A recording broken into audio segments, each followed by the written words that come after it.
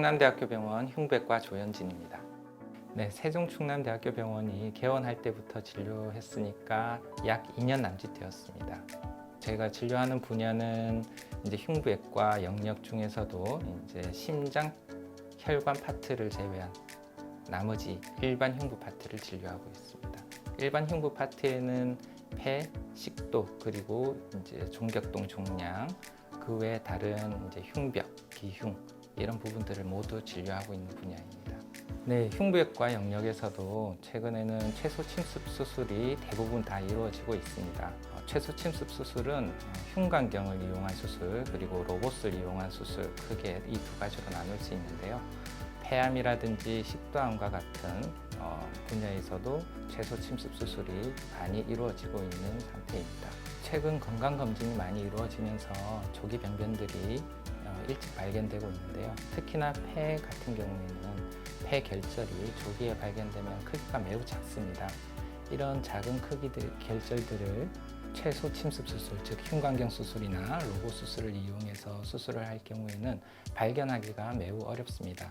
그렇기 때문에 흉곽경 수술이나 로봇 수술을 할 때는 작은 폐 결절을 발견하기 위해서 진단할 수 있는 동반된 기법들이 많이 발달을 하고 있습니다.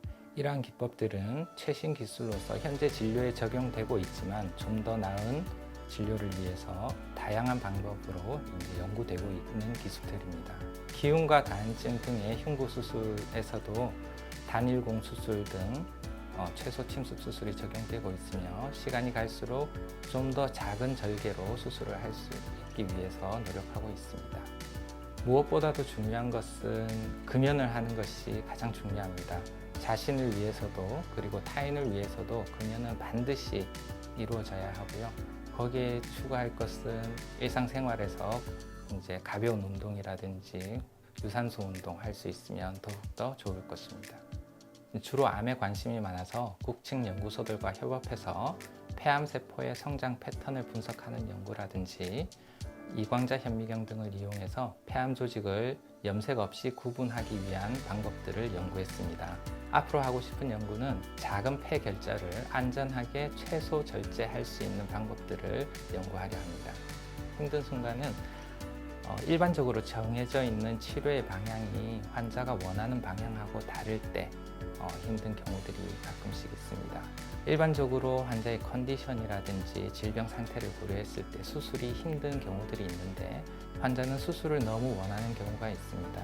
그런 경우에는 환자를 최대한 설득하지만 환자의 의지가 확고한 경우에는 수술을 하기도 합니다. 이런 수술들은 위험이 따르는 경우가 많은데요. 이런 수술들에서 환자가 노력해서 잘 극복하는 그런 경우가 오히려 또 가장 보람되기도 합니다.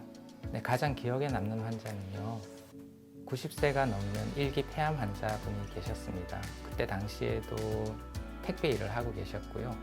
치료 후에도 계속해서 택배 일을 꼭 해야 된다고 말씀하셨던 환자분이셨습니다. 일기 폐암으로 수술을 잘 마치고 잘 회복하셔서 수술 이후에도 계속해서 택배 일을 하셨고요.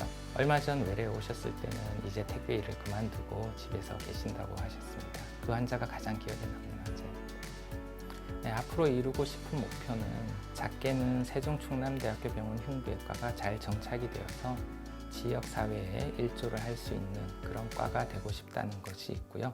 크게는 최소 수술적 절제를 좀 더 연구해서 이러한 방법들이 환자들의 수술 후 편안함을 느낄 수 있는데 좀 더 기여하도록 하는 것이 저희 목표입니다.